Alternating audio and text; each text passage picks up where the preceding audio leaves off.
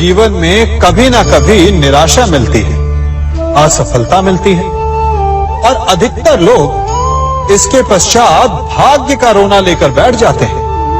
कुछ कहते हैं कि जिस स्थान पर मैं हूं उससे कई ऊंचे स्थान पर होने के योग्य था, परंतु नहीं जा पाया। किसी को पीड़ा है कि उसे जो मिलना चाहिए था वो उसे नहीं मिला, भाग्य ही बुरा था।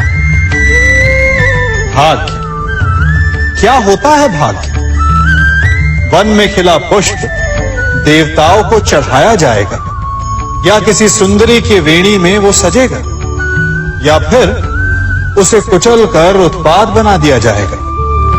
ये सब एक पुष्प के नियंत्रण में नहीं होता, परंतु जब तक उस पुष्प का अस्तित्व है, सुगंध बिखेरना उसके वश में अवश्य है। परंतु भाग्य हमारे वश में नहीं, और जो हमारे वश में नहीं उसके लिए दुखी होने से क्या होगा? कर्म पर वश है, वो कीजिए और धीरे धीरे भाग्य आपके वश में आ जाएगा, क्योंकि कर्म ही प्रधान है। कभी आप ब्रह्म मुहूर्त में जगे हैं? जगकर देखिए, संध्या होने के पश्चात जब रात्रि का अंधकार सारे संसार को धीरे धीरे अपने अंधकार में निगलने लगता है, तो यही अंधकार ब्रह्म मुहूर्त में भोर होने से ठीक पूर्व तनिक अधिक काला हो जाता है। कुछ समझे? हमारा जीवन भी कुछ ऐसा ही होता है।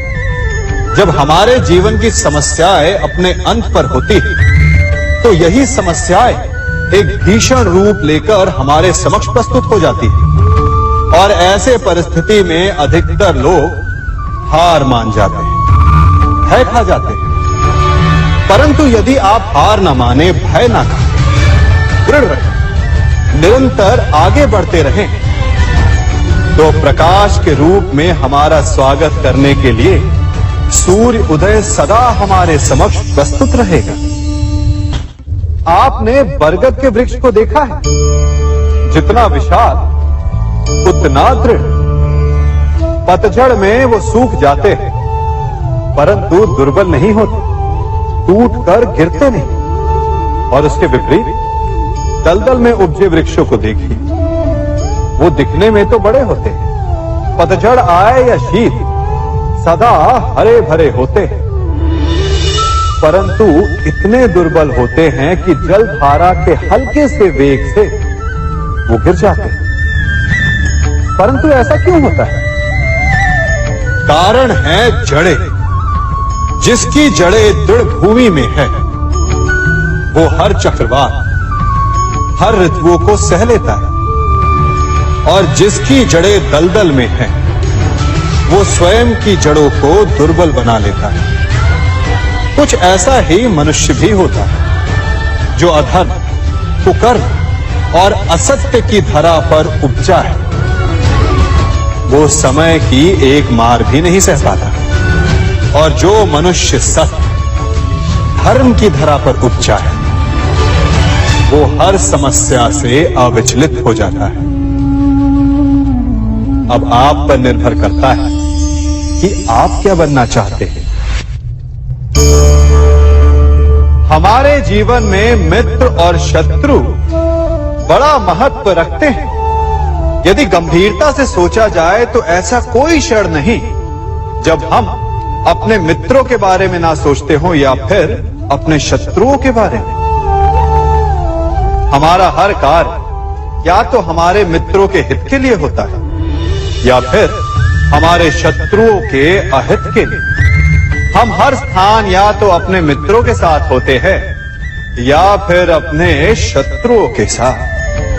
कोई नहीं चाहता कि उनका शत्रु प्रसन्न रहे। हर कोई अपने शत्रु को नष्ट कर देना चाहता है, और ऐसा करने के लिए वो हर संभव प्रयास करता है। उसे आर्थिक, मानसिक और शारीरिक हानि पहुंचाने का प्रयास करता है। परंतु यदि मैं आज आपको ऐसा मंत्र सिखाऊं जिससे आप अपने शत्रु को सदा के लिए नष्ट कर दे तो, और वो मंत्र है मित्र बनाना।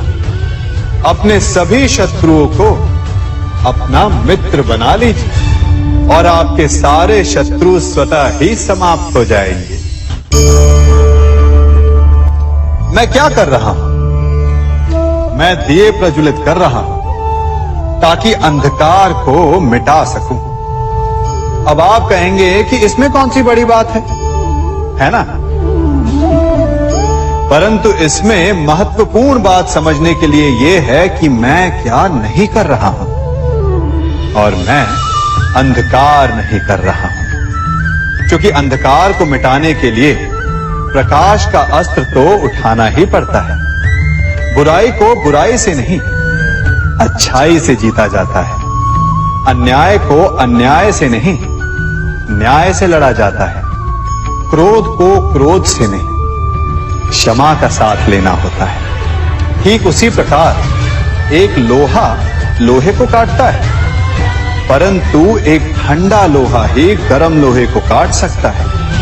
इसलिए यदि आपको अपने जीवन में विजयी होना है तो अपने शस्त्रों को, अपने अस्त्रों को सोच समझकर उठाइए, क्योंकि एक अनुचित सोच परिणाम पर भारी प्रभाव डाल सकती है। आप सब सोच रहे होंगे कि ये क्या मैं करने लगा। मैं इस पौधे को जड़ से उखाड़ रहा हूं। आश्चर्य हो रहा है ना कि एक पौधे को उखाड़ना या काटना ना केवल एक अपराध है अपितु पाप भी है। तो फिर मुझे ऐसा करने की क्या आवश्यकता पड़ गई? क्योंकि कई बार विनाश ही सृजन तक पहुंचाता है। यदि नया भवन बनाना हो तो पुराने भवन को गिराना पड़ता है। व्यवस्था को परिवर्तित करने के लिए क्रांति लानी पड़ती है। और उसी प्रकार यदि किसी वृक्ष या किसी पौधे की जड़ों में घुन लग जाए या उसका मूल सड़ जाए तो उसे जड़ से उखाड़ देना ही श्रेयस्कर होता है, ताकि उस स्थल पर नए पौधे उपज सके।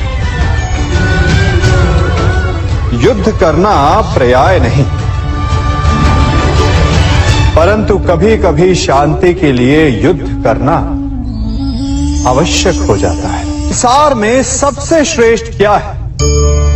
फूल या कांटे, प्रेम या घृणा, संपन्नता या दरिद्रता, मित्र या शत्रु? बताइए। अब आप भी कहेंगे कि भला ये कोई पूछने की बात हुई? अवश्य, फूल, प्रेम, संपन्नता और मित्र ही श्रेष्ठ है। परंतु क्या आपने अपने जीवन में कभी सोचा है कि हर एक भाव, हर एक वस्तु, हर एक घटना का एक गुण धर्म होता है? त्वचा पर जलन करने वाले फूलों से अधिक श्रेष्ठ वो कांटे हैं जिनसे आप अपने घर की बाढ़ बनाते हैं ताकि वन्य पशु आपके भीतर ना आ सके। वो प्रेम श्रेष्ठ नहीं जो आपको अंधा, लोभी, पक्षपाती बनाता। वो घृणा श्रेष्ठ है जो आपको नया मार्ग दिखाता। वो संपन्नता श्रेष्ठ नहीं जो आपको कृपण बनाता, मद्दांध बनाता। वो दरिद्रता श्रेष्ठ है जो आपको जीवन में परिश्रम करने की शिक्षा दे। कुविचार देने वाले, बुरा मार्ग दिखाने वाले मित्रों से अधिक श्रेष्ठ वो शत्रु होते हैं जो हमें जीवन का लक्ष्य दे दे। इसलिए अपने जीवन में हर वस्तु, हर भाव, हर घटना के गुण धर्म को पहचानिए और उसके पश्चात अपना चयन कीजिए। स्वर्ण, हम सभी को अपने जीवन में स्वर्ण से कभी ना कभी कुछ ना कुछ थोड़ा या अधिक मोह होता ही है ना? परंतु क्या आपने कभी सोचा कि स्वर्ण को प्राप्त कैसे किया जाता है? जब भूमिगत खदानों से स्वर्ण को निकाला जाता है तब वो एक पाषाण की भांति होता है। ऐसा पाषाण जिससे आप किसी को भी मार सकते हैं, परंतु उसे आभूषण के रूप में स्वयं के शरीर पर धारण नहीं कर सकते। यदि उसे आभूषण बनाना है तो उसे लंबी यात्राएं करनी होती है। उस पाषाण को पिघलना होता है। सुनार के हथौड़ी की अनेकों चोटें खानी पड़ती है। फिर काट छाट और उसके पश्चात जाकर वो ऐसा आभूषण बनता है जो हमें वर्षों तक, सदियों तक लुभाता रहता है। इसलिए यदि आपको समय पर विजय पानी है तो स्वयं के निर्माण पर समय देना होगा।